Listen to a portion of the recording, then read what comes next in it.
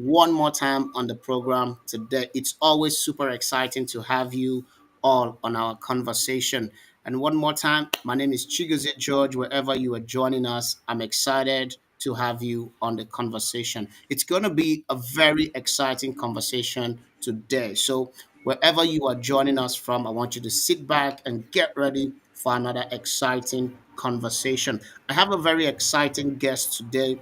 I have a very well informed personality to be on our guest today. So I want you to sit back and get ready for what's going to happen today. I met this doctor in, I think, about 2016. I had a conference then, and it was a standout a conference as well. And he was one of those very smart, very smart young person that attended. We shared lots of thoughts, and since 2016, he's gone on to write numerous papers. I was shocked when I saw his CV. He's been involved in over 50 academic research papers, which is mind blowing for his age.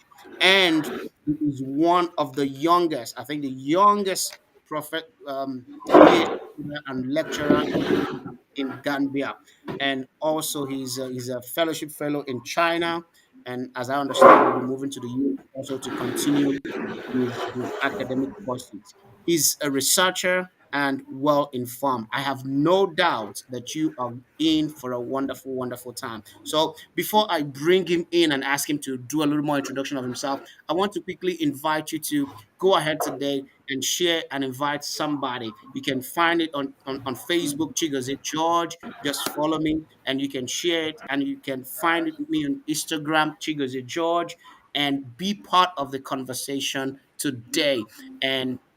And get someone to enjoy the conversation with you. There's a lot to learn. There's a lot to, you know, inspire you in our conversation. As we always say, the main purpose for this conversation is to inspire you to become all the best that you can become. From different angles of life, we bring professionals, managers, leaders, academicians, inspiring people whose stories bring inspiration to the hearts of all of us. So, quickly, like I said, make sure you're inviting someone to be part of the conversation today. Let me welcome Dr. Ousman Banjika as he takes a moment to introduce himself. You're welcome, Dr. Usman. Thank you so much, boss, and thank you, of course, George, for the wonderful initiative. This platform is no doubt one of the best that can reach out to everyone, and I'm happy that you have me here. Oh, I'm sorry, I've lost him again. Oh, okay. I've lost him. I'm sure he's going to come back to us soon. But he was introducing himself, and I'm sure he's going to come back to us in a short while. So please, okay, yes, I got him back. Thank you so much. I got him back. Yes. We lost you momentarily, Dr. Usman. Please, could you ride on in introducing yourself? Thank you so much. Yeah. I said thank you for having me here, and then of course I will compliment you, sending the gratitude that you have a platform like this. So that I mean, we the young, especially young Africans, will actually find ways in which we can reach out. In a while, 2016, you're right. Mhm. Postdoc fellow with StandOut Cancer Institute currently. And of course, I spent some of my time in China, Italy, and Turkey. Of course, Turkey is Izmir.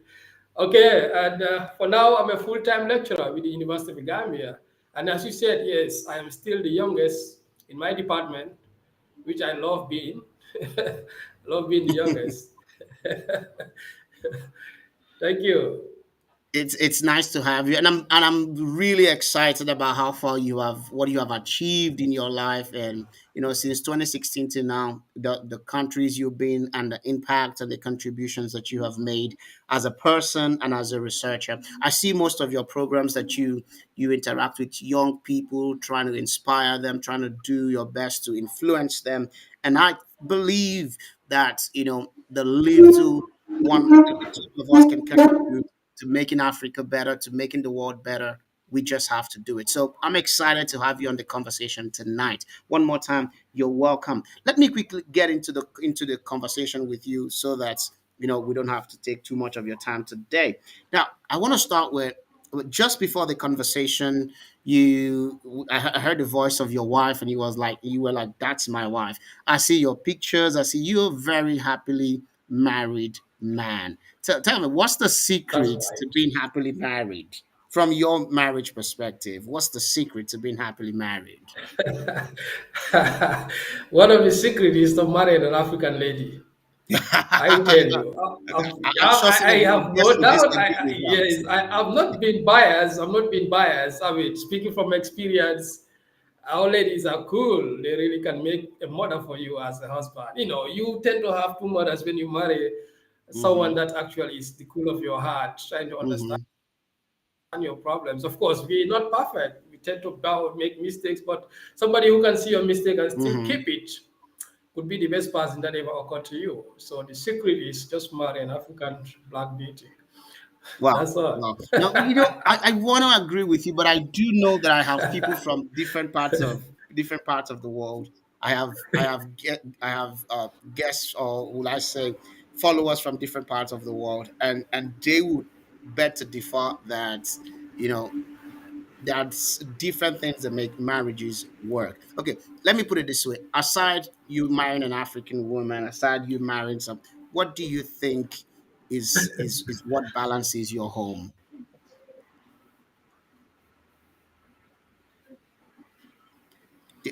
Thank you so much. This is a wonderful question, and of course, it requires a very robust and holistic answer. What balance a home? Because men actually will build a house, but it's the wife or the woman who will make a home, and of course, the Okay. children will make the flower of the home, and then life continues. Finding the right partner means a lot, and of course, it might go beyond the cultural consistency. Of course, it has to. There must be uniformity. The culture, the woman that you want to live in your life. This has to go with education. Of course, education is aspect of culture. Religion might play a role, but then if you and your spouse are balanced or consistent with regards to the education and culture and the mindset, it will be easy for both of you to live for a longer period of time without getting bored. Mm, Remember, getting married is like commitment, so it's not going to be like an overnight stay mm-hmm, or something like mm-hmm. that. Oh, I lost him again.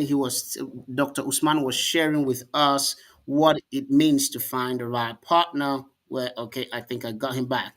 Go Similar ahead. mindset, similar Yes. mindset. Mindset Mm-hmm, means a lot, and it has to be driven from the experience or the exposure or the education and all those cultural moralities and the mm-hmm, ethics that actually guide the society. So you might actually find a very educated person in New York City who does not align with your mindset, your culture, the way you see things.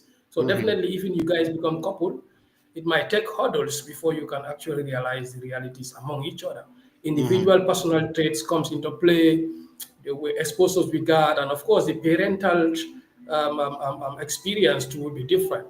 Nobody's mm-hmm, gonna marry your own sister, so you're gonna marry somebody who come from a different family, different background. mm-hmm. But That's again, true. if you feel like the consistency in education and culture is really going to be adamant, why not you go for it? And it's like a Mm, teamwork. It's like a teamwork. You gotta play like a team. I know everybody's gonna play his own part, and then life goes on.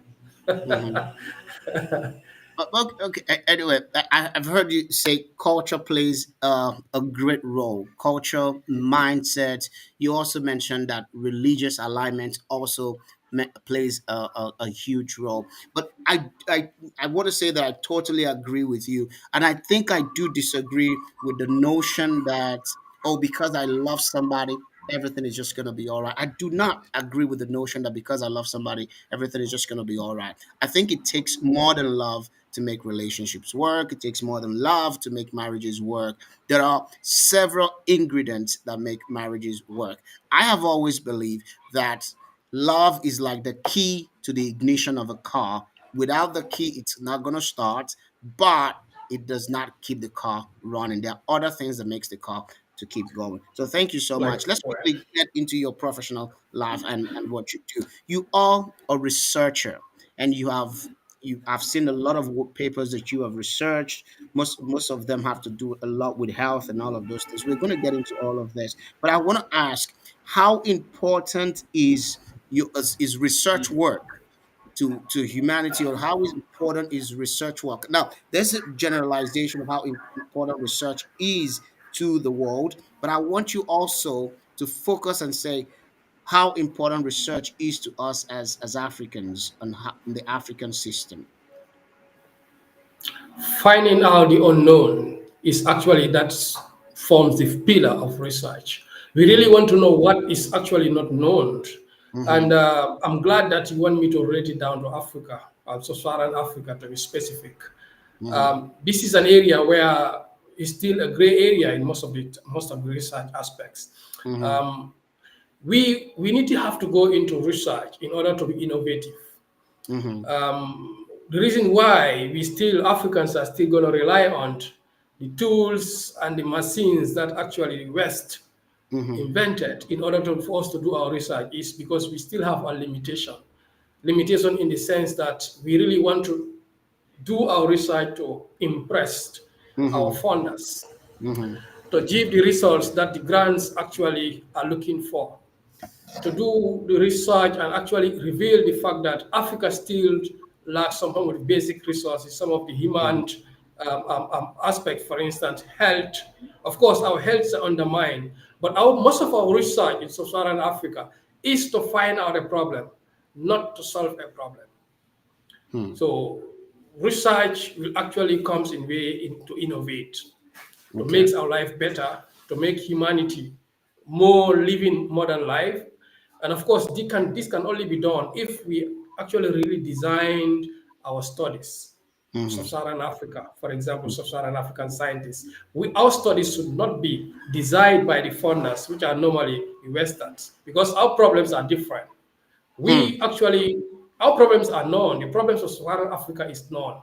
But then little or no budgets are created to solve the problems of sub-Saharan Africa. So So research is can yeah, I come in? Can I come in yeah, there? You quickly mentioned something sure. that our researchers do not define what they research. The funders define what they research.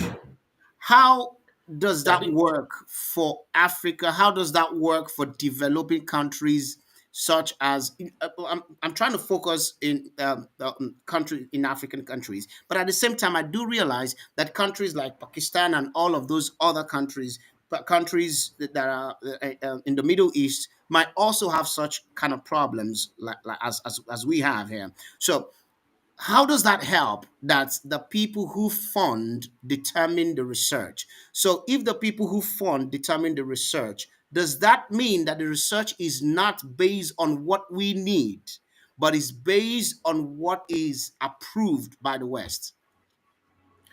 basically, you might not be specifically referring to the West because it goes beyond West. I think Okay. now even the Chinese, they're also interested in Mm-hmm. Africans' network of research. Mm-hmm. Yes, at that spot, you might be right by saying that the funders might somehow dictate as to what research study design you will have to implement. That is to Mm-hmm. say, they are already interested in finding out some of the unknowns about a particular specific point. Mm-hmm. With you cannot go beyond because this is the scope of the research funds. The funds are actually going to describe the type of the research study you're going to design, and of Mm-hmm. course, the objective that you will achieve will have to be in line with their own general objectives before your Mm-hmm. budget is approved. This is what African Center for Disease Control should look into. This is what African Network for Ethics and Research should have to revisit their protocols, the framework, and see how funds actually can be sent to Africa for specific research.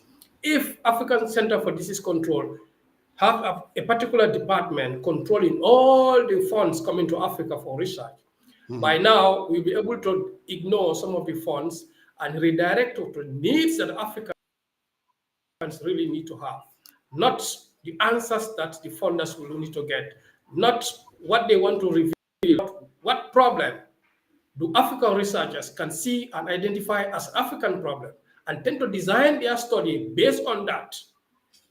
For example, Mm-hmm. Ebola Yeah. virus. We really need to know the holistic approach, how to prevent Ebola, since the vaccines are not yet in. We do not have some of those facilities to develop vaccine as quick as the West. But mhm, we can also be trained, our scientists, our nurses, our healthcare providers, as to the holistic way in which Ebola virus can be prevented. And the mhm. spread will be something that you might not be heard, things that will not be heard of. If Ebola is not spread, Can I I mean, can I if it can is I ask a prevented, question there?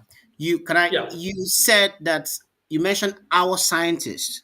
Now, I do know something about, and that is for a fact that all over the world, wherever you go, you have African scientists, African academicians doing exceptionally well in their careers. You have African doctors. If you go to the UK, if you go to the US, you have African doctors, you have Nigerian doctors, you have Ghanaian doctors, doctors from different parts of, especially sub-Saharan Africa, doing exceptionally well. Now, you mentioned our that's right. scientists. Do you think that we have the scientists, the scientists that are well capable and well equipped, well trained to solve this problem, to take advantage of whatever research is made available to them to provide solutions to our problem? As you said, researchers don't solve problems, they find problems.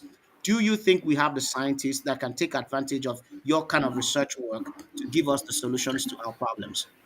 Yes, yes, yes, yes, and yes. And then a little bit of no in that aspect. First, I would want to go with yes. Yes, Africa made a cream of most of the universities around the globe, most of the advanced and the most outstanding universities in the 100 best 10.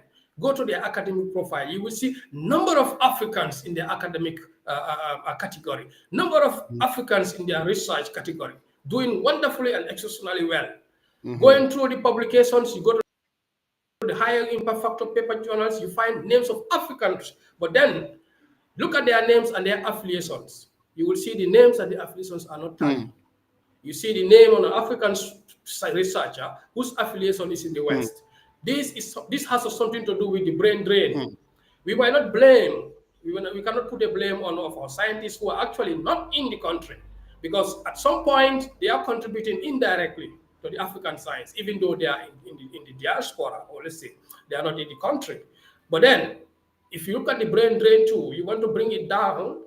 African scientists also will have to say something that their specific government, their specific country is not ready to have them on the ground. The government is not ready to make them utilize the potentials they have. Hmm. The government will not listen to perhaps the idea, the opinion they are coming Hmm. with. Sometimes they will run because they do not align with the sitting government politically. However, this is not an Hmm. excuse.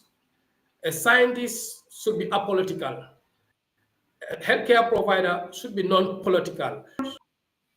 Actually should be worrying about innovating, making the life better through technical Hmm. ways, which is devoid of social and political Is means. that possible? Is Anyway, that it was going to possible? be Is it yes, yeah. possible? Um, it is possible, depending on our mindsets, because of course there are a lot of good African scientists who are actually contributing to Africa without looking at who is the sitting government. Of course, at a certain point in life, we tend to be politically mindset. This is Yes, true. I know that for sure. But at the yes, at the integral level, at the prime level of what, if I'm engrossed into my cancer, cancer knows no boundary. It knows no political party. It knows no Hmm. president or royal family. Everyone is liable to be infected with cancer. So my research on cancer, which is ovarian cancer, for example, trying to find a drug resistance, which is a gynecological issue. Everyone is directly related to gynecological issue. So I can do in that cohort. However, if my study design requires an establishment of a particular cohort of research platform, for example, animal labs, we do not have animal lab in my country, and the government is not seeing it as a priority.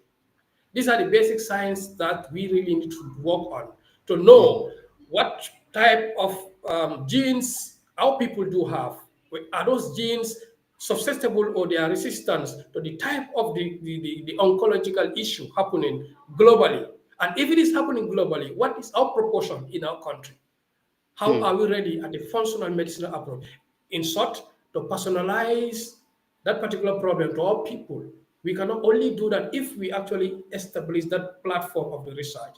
But again, it will take the policymakers to listen to scientists, actually advising them what to do, and then approve that budget before approving budgets that actually will satisfy the political needs. So that's why I say yes, yes, yes, but then I put a little bit slide of no, that it might also be difficult to convince the policymakers to change the policy. If the policies are reformed, probably most of these African scientists and academicians will come back. Some, if we tell them why not, they will say the country is not ready. They will come So back, and they so never come back. so you are pointing to something, saying, you are saying, if I understand you well, that oftentimes the problem is not the researchers, the problem is not the scientists, the problem are not the doctors, the problem are the policymakers. The That's policymakers, right. the politicians at the top who make the decisions as to what area of study, of research, of medicine, what area gets what funded. You're saying that these are the problems that we have across the continent of Africa. These are the That's problems we right. have across the world, that it is the people who make the policies. You know, I do agree with you, because I remember I would not, for certain reasons, I would not mention the government, the sorry, it's a global organization. I tried to get one of their staff to come on this conversation show, and the person literally said, no, if I come on your show and you ask me certain questions, I know that I will lie to you. That's And right. because if I say the truth, I Yeah. will lose my job. And Yeah. if I come to your show and I align my thoughts with what you say, it simply means that I am against the organization that I work for. So it So goes this on. is the setup. Please. Yes, please. This is the setup. This is what I mean by African scientists designing their studies based on African problems, Mm-hmm. identifying those problems, and then redesigning their studies in order to solve that problem. Mm-hmm. Most of the research done on Africa is to identify the problem, but not to Mm-hmm. solve it. Hmm. He who knows it feels it, or he who feels it knows it. Hmm. We African scientists actually see that there are a lot of tropical neglected diseases that are Mm-hmm. actually for African, for us, which are Mm-hmm. neglected. The World Health Organization identified them in numbers. They're rare. People are still dying on that in Africa. And we know at the hospitals we receive number of cases monthly, yearly. We have them on our record books. The But records, people the don't pay. numbers But don't lie. there's no much attention paid on it. Because it is a neglected tropical infection. It's an infection for tropical people, not for everyone. The So big pharma are it's not interested in developing drugs for such because it's not so profit gaining. an African problem, if I understand you, an African problem is not a global problem. If it's an African problem, if it's a sickness that is common among Africans, you are saying that it's not the priority of World Health Organization. The priority of the World Health Organization is not such. Not really, not really. World Health Organization is an embodied body. It's there for the global perspective, of course. World Health Organization is there for Africans and Okay. non-Africans alike. Of course, they know it's their responsibility to Hmm. categorize some of these diseases. And part of the categorization, there is a sub disease the sub disease called neglected Hmm. tropical infection. These infections are neglected in sense that they are not given much priority as to other diseases. Of course, why would they be given much priorities if Africans themselves, the veteran scientists, are not putting it up as a case, as something that is contributing to high mortality and mobility in our settings. So it is not actually to be blaming WHO or to be blaming the West, but to look at it holistically, interdisciplinary approach. But again, the core, the pillar must come from the scientists that are actually working, the field epidemiologists, the researchers, the public health officers, the nurses and the doctors, and even the pharmacy will actually have to come together holistically and look at the problems of Africa and how to Hmm. solve it. but not to look at the ways in order to identify the problems of Africa in regards to the Okay. health aspect. Thank you so much for your response. I want to quickly, so that I don't take too much of your time. I want to quickly guess. In reading your profile, I saw you have a book on something about unveiling the secret of our second brain. What is that? What is our second brain? That is the gut. It might sound weird that every food we eat is going down to our stomach, and that whole of that alimentary canal, and then coming down to the lower gut, we call it gut, GUT. And if somebody will tell you that we have our second brain down the gut, you might say, okay, the brain should be in the hair, right? But again, the father of modern medicine, Hippocrates, he says that all the diseases start from the gut. Hmm. All the disease we talk about, they start from the gut, start from the stomach. So it is what you eat that make who you are. And then when we say what you eat, people might tend to talk about classes of food coming down to healthy foods, Of course, you eat healthy food, but how you eat it, Hmm. when you eat it, and under what lifestyle or behavioral approach you are eating that food will determine a lot to your health. Hmm. At the healthcare settings now, even in the tropical countries, even in the least developed Hmm. countries, infectious disease is now not the case, not the most threatening Hmm. issue. We are now facing what we call metabolic disease. Metabolic disease. So we're talking about Hmm. obesity, hypertension. Yes, metabolic. And you see, metabolic disease is not a problem for we going for preventive medicine, talking about controlling insecticides or pesticides. This has to go with in which we discipline ourselves, what we eat, how we eat, when we eat. The type of food we eat is going to our GI tract, that is the gastrointestinal tract. So I will call it as gut. And they actually nourished microorganisms called bacteria. So to be specific, although there are other microorganisms beyond Hmm. bacteria, but for now, the techniques, the tools that we are using to identify can only enable us to know the bacterial population. So it is called gut microbiota, means gut bacterial population. Those bacteria will produce things that actually will help to maintain your health. Hmm.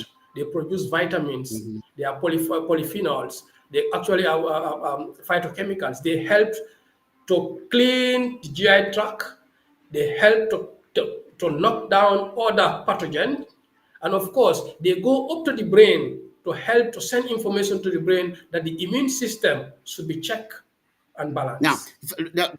So, this is yes. almost way over my brain now. Yes, this is why I still Yeah, don't want to it's go far almost into way that. over So my it's short. brain It's now. like It's like you're saying something, and I'm yes, but I want to say, in simple terms, in simple layman language that every man on the streets can understand, do you want the layman to learn from the book you have written? Just in a simple sentence, what do you want the layman to learn from it?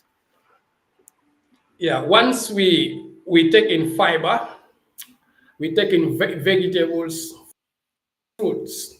We lessened proteins and carbohydrates and fats. Once we do that, we are trying to develop more what we call short chain fatty acid. That is the fiber for immune system. That's what we Mhm. call the fuel for the immune system. The immune system will actually will be boosted and will be healthier. And then probably we stand a high chance of knocking down all the pathogens and infectious agents. And then we might not need medication. So this is what we call gut microbiota on revealing our second brain, because then we will understand that it is it is through the GI tract that our immune system will send in information. And then the dopamine, all the hormones are controlled by the type of food we eat into GI. So sometimes you will see let people will say, I've got feeling. I hope It's my somehow gut. that every person who is a layman on this conversation today is able to understand what you mean by unveiling the secrets of our second brain. If I understand, it's all about us living healthier, understanding that the gut is our second brain and that we need to listen to our gut, eat healthy so that we can live longer, if I understand it as a layman. Thank you so much. Thank you so much. Now, That's right. That's you right. That's you right. have That's right. conducted some extensive research on cancer. I see a couple of the works you have done related to cancer, if I'm correct. And I have lost two friends to cancer myself. That's right. I've lost two friends to cancer myself. Very terrible deaths, very painful deaths. It was just not something you expected. Oh, And cancer is sorry. among the sicknesses that's that take lives in numerous numbers every day. I want to ask a question. What is the secret of cancer? What should a layman know about cancer from your research? What should a layman know?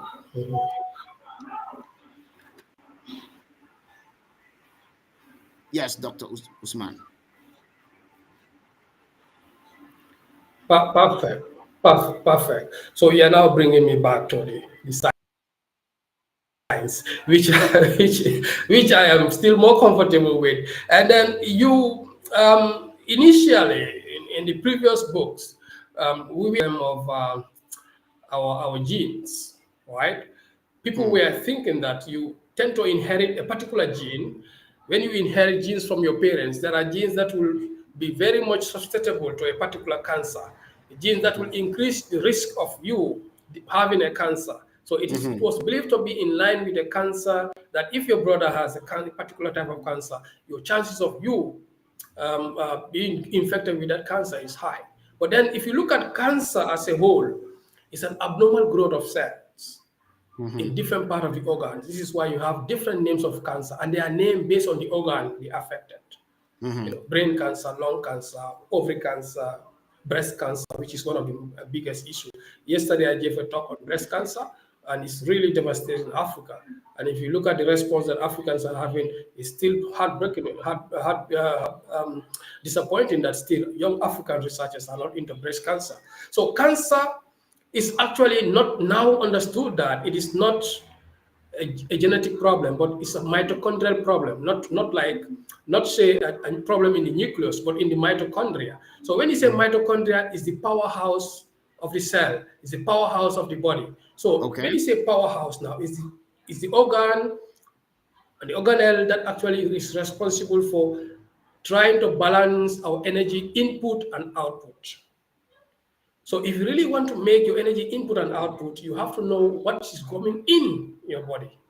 So this is why I say God is our second brain, and coming back to that, because at a PhD level, I was got to involve in gut microbiota and lung cancer, or let's say lung microbiota.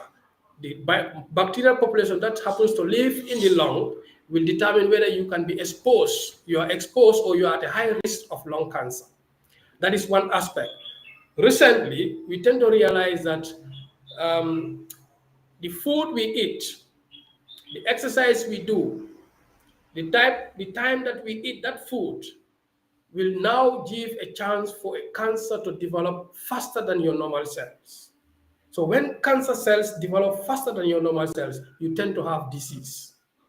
So the abnormal growth is actually being fueled by our activities, by what we Hmm. eat, what lifestyle we get into, what smoke, because we are changing what we call respiratory oxygen, ROS, which actually is going to be more into biochemistry. But what I would have to put at layman perspective of cancer with regards to my area of studies, cancer is not entirely a genetic problem.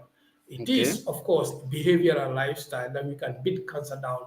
Everyone has genes in the cancer in us. It is now left to us how we live in order for those genes to be dominant or to be expressed. Because sometimes the gene responsible for cancer might not be expressed in your entire lifestyle and you live a very healthy life. But Hmm. again, sometimes based on your lifestyle, based on what you eat, based on what exercise you do, even the stress level will actually determine that particular gene to be expressed in which you actually will not be cancer free. And it's devastating to go with cancer because it's one of the most dangerous disease. And of course, one of the most disease with the high mortality rate that the scientist has been fighting with over 50 years, still cannot find a specific answer.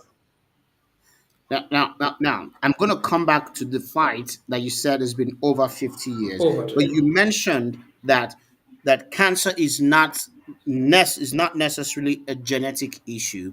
That your father had cancer does not necessarily mean that you will have it. That nobody in your family has had cancer Yes, does not over to you. necessarily Are mean we that here? you will not have it. And you also mentioned that cancer is connected to the food you eat, connected to the exercise you do, the time you eat the food, the time that you exercise. You also mentioned that it's connected to stress level.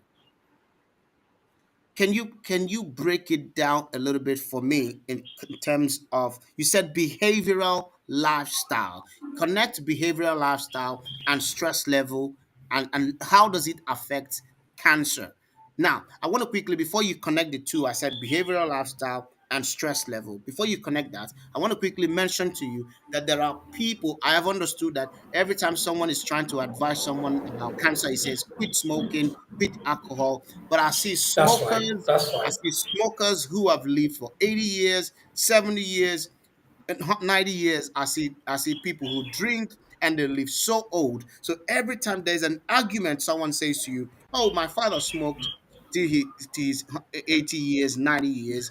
My uncle smoked," and you have sports people who don't smoke, who don't drink, and they die very young, and some of them die of cancer. What? How do you make these three connections, please?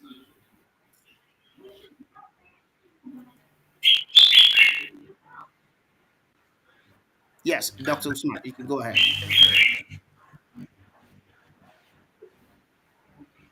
You can go ahead, sir. You can go ahead, please.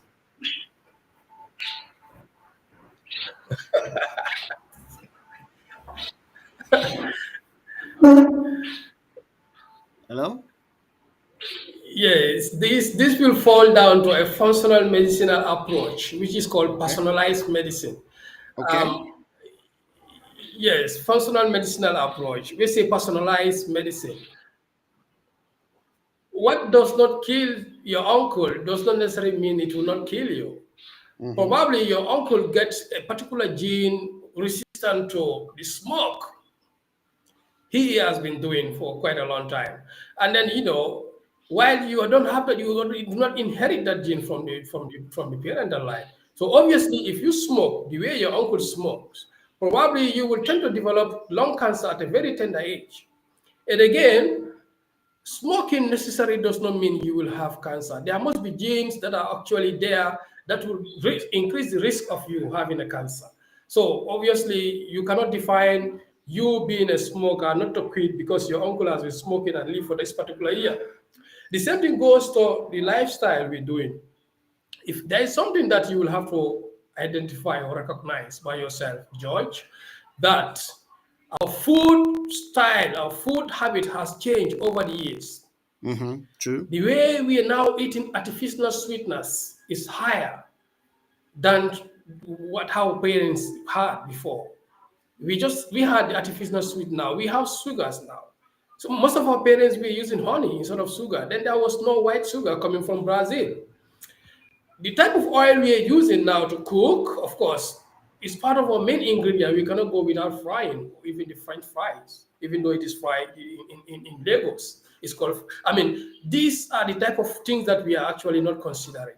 Our lifestyle, the diet, the artificial sweetness, the additives that we add on food. If you go to Senegal, they have what you call Maji or Jumbo. You might know it in Nigeria as well. These and all those kind of additional things we add on our foods is actually really affecting our system. It is producing what we call free radicals, reactive oxygen species, and then it's going to block all our blood vessels, cause diabetes, called insulin, metabolic endotoxemia. It might cause diabetes, going to affect our insulin level. So this is the lifestyle that we need to change for now in order to beat most of the cancers. Of course, it is true that some cancers are really based on inheritance. and the genes are expressed whether you live a very healthy life or not. But majority of the cancers can now be controlled metabolically. Exercise. Our working time does not favor us to go to have exercise. You got into a busy traffic in Lagos, get down home, you still want to eat that food that your wife cooked, and it is 9 p.m., probably 8 p.m., 2 hours before sleeping time. You are developing cancer metabolically. You are Hmm. developing a system failure, shutdown of organelles by yourself with the help of your wife, despite the fact that it's a very nice disease. The time we eat matters a lot, even though the food we eat is healthy. What Hmm. exercise do we have? Do we do weekly? All these are ways in which we can. There is no way that we can attain a healthy a population if these things are not checked. Because what does not kill your grandpa might kill you. Your grandpa was not taking artificial sweetness when your grandpa was young, but you started taking it when you were young. Even the baby fat has changed. Now everyone is going to eat what is important, and we do not have time to check what are those food items important for baby feeds. Hmm. Babies are growing up with that. The system, yes, the system. Yes, it might not be an accusation, but it's something that we need to focus on to look at it. The baby developed with that food is epigenetically being adapted to that food, and it's of course undermining the system. The system might be weakened before the baby is an 18. That weak, very susceptible teen is now developing to an adult. And that adult still not taking care of what the adult is doing, the food, the diet, the time of eating, and all those. The adult without developing to a weak, a young man, and probably before 60 we are off. Wow. So let me say this to Over wives to out you. there. Dr. Usman says you might be trying to take care of your husband, giving him food by 9 p.m., 10 p.m. after he's come back from work and tired. He said that's not just giving him food, you are also making him open up his Over system to you, Joy. cancer. So Dr. Usman says it's better to feed your husband, feed your children, feed yourself earlier than 8 p.m., earlier than around 7 p.m., 5 p.m., so that you don't open up your system to cancer. Then Dr. Usman says personal medicine approach. He mentioned artificial sweeteners. And when you mentioned artificial sweeteners, something came to my mind. If we know artificial sweeteners are bad, why do we allow these companies to continue to produce it? Why do we allow companies At the manufacturing right time. that to do that? That's good. Okay, I want to quickly move on to the next questions. Let's quickly look at natural medication for cancer. What is your position on this as an African researcher? I've heard about natural medications. I think I heard a story some few weeks ago about a particular group somewhere in Asia, and they said that they had this medicine, this leaf that is a stone breaker. It breaks the stones in the kidney stones. They never heard about kidney stones before they began to call it kidney stone breaker. Well, When they asked, they said that the leaves told them that the leaf is a kidney stone breaker. My question to you is natural medication, African medicine for cancer. Do you think it's effective? Do you think it will work? uh,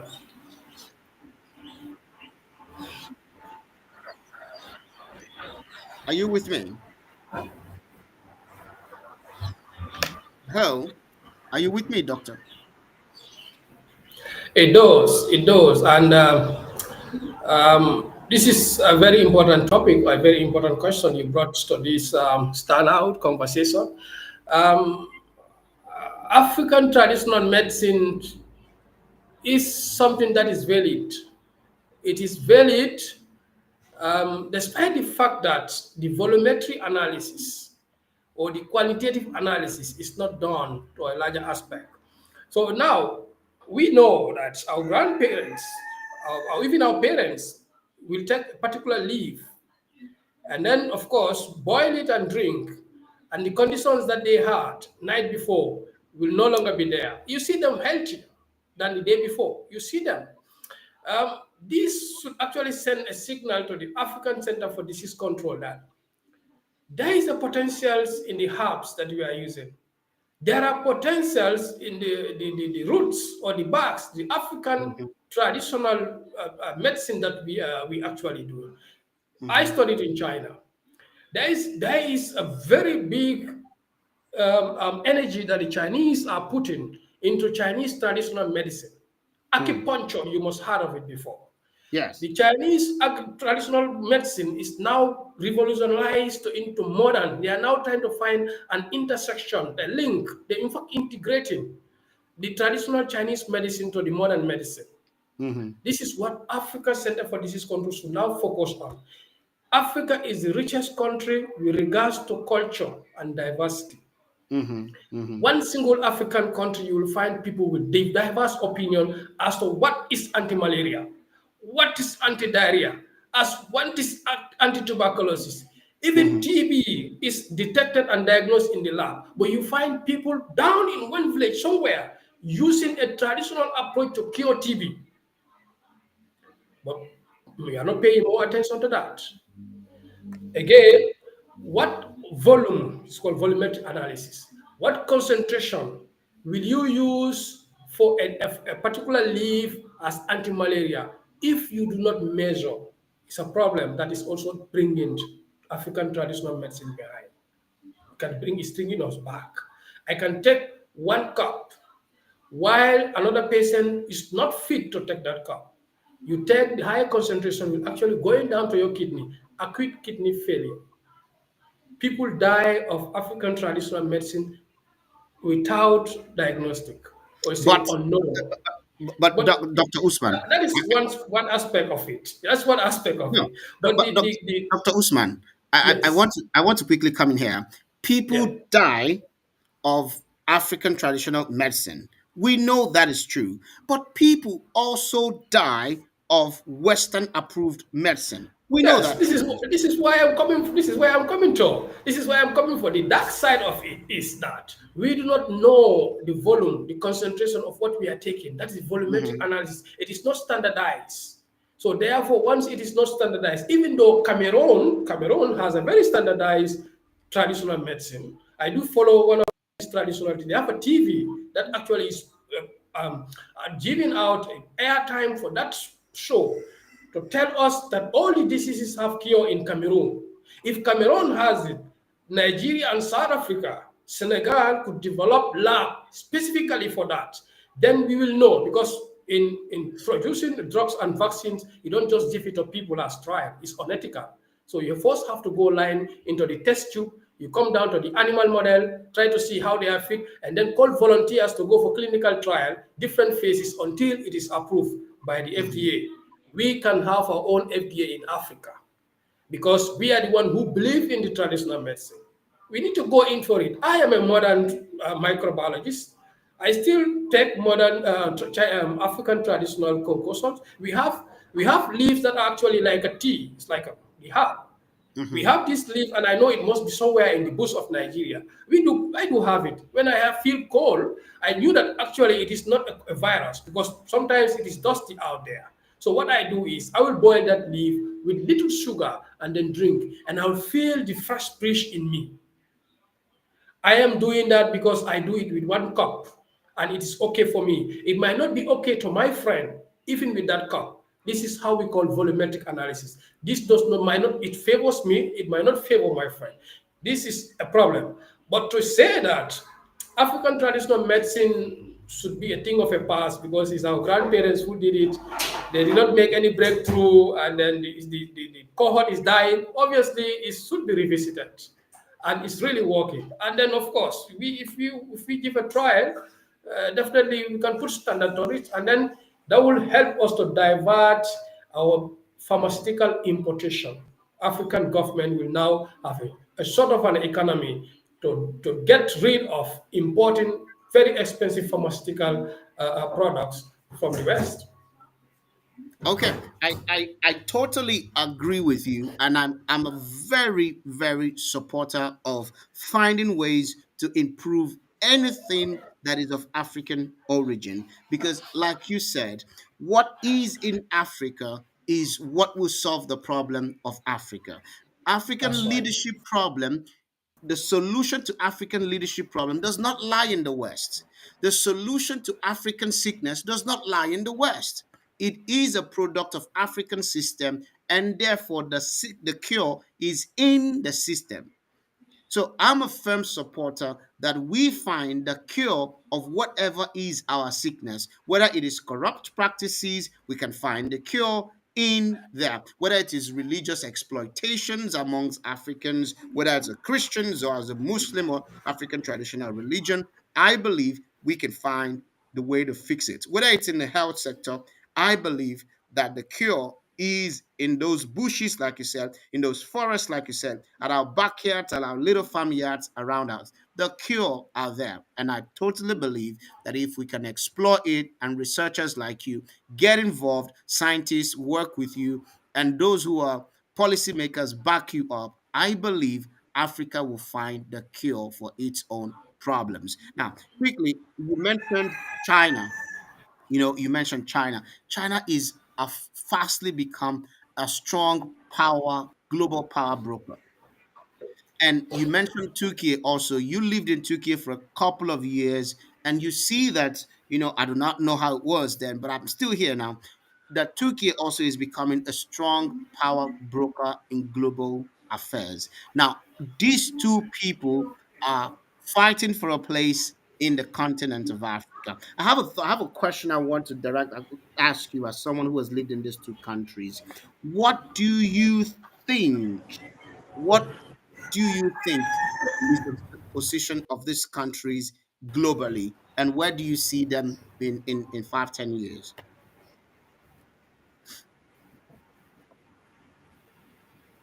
Big question. A very big question, and then it will require a holistic. So in Turkey, it is patriotism that is driving Turkish people towards Hmm. advancing and innovation, especially in regards to science. I agree. Yes, I do not only live in Turkey, but I have attained my postgraduate level of study in Turkish universities. Been spent time in the labs with Turkish as colleagues, as students in the lab, and do have a lot of conversations with Turkish professors and publications as well.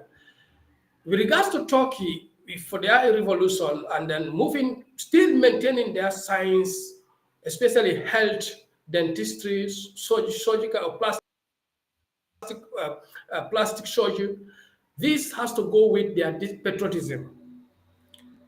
Turkish national are very patriotic to their country. They really want to be Dunyanin en Buyuk, meaning the world best. Dunyanin en iyisi, Dunyanin en iyi. The Fatima. This is what they really advocate for. The world best medical doctors, the world best dentists, the world best plastic surgeons are in Turkey. This is what they are advocating for. This is the energy driving Turkish people. Of course, you might see some who are lazy, like everywhere in the part of the country, but majority, more than 60 to 70% of Turkish population have this mindset that they need to be the best in the world. If you bring that concept down to China, yes, Chinese energy that drive them to this level, to this class, and still maintaining the world-class country is their discipline. Hmm. Chinese, yes, they are disciplined. Chinese could be the most disciplined individual. Why? The country is big, the country has a lot of resources, but then there is a competition for each of those resources. In order to tap those resources, you must work hard. You must stand out in what you are doing in order to get fitted in a position in China. And this is what is driving Chinese people. The mindset for competition, which is has to go with discipline.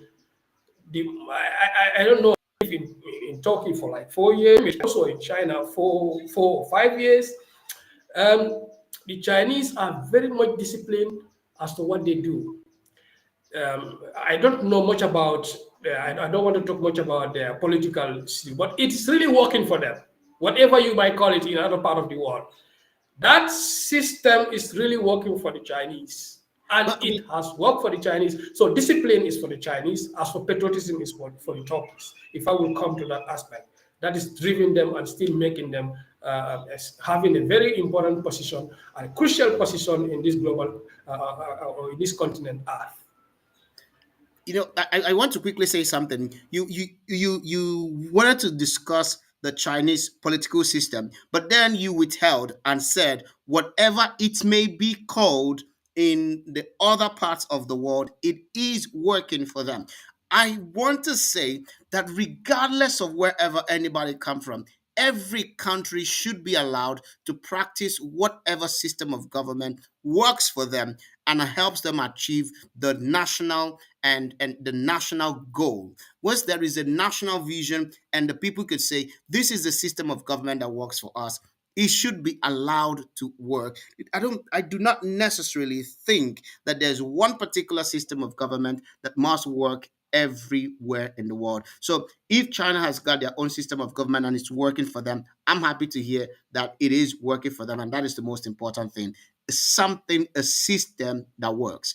As an African, you as an African, you know and we know, we just want a system that works. We do not want a system recognized all over the world. We do not want a system that is acceptable all over the world. We want a system that is acceptable to us as Africans, acceptable to us as either as a Nigerian, as a Ghanaian. We want a system that works, a system that achieves our goals. Thank you. I've lost Dr. Usman, and I appreciate to him taking our time to be with us today. He has done enormously well trying to answer our questions. He has spoken about cancer. He has spoken about, and quick before he left us, he mentioned that patriotism is to Turkish people what discipline is to the Chinese people, and he said this is what is driving their economy. This is what is repositioning them in the global stage. And I hope also that we as Africans, as Nigerians, as Ghanaians, as Senegalese, as Cameroonians, as South Africans, we could learn to be patriotic, we could learn to be disciplined and have and work with that mindset that we must put ourselves to be competitive enough in every area of our of our works. And I appreciate the moment that you have been with me today. My name is Chigozie George. Thank you for being part of the standard conversation. And I want to appreciate Dr. Ousman Banjika, a researcher, and I appreciate him one more time for taking our time to be with us today. Till I come your way next week, I am Chigozie George. Is the standout conversation, and I hope that you have got something to go with this weekend. Thank you so much. Good morning, good evening, good night, good afternoon. I'll see you sometime next week, 7 p.m. again. Good night, and have a wonderful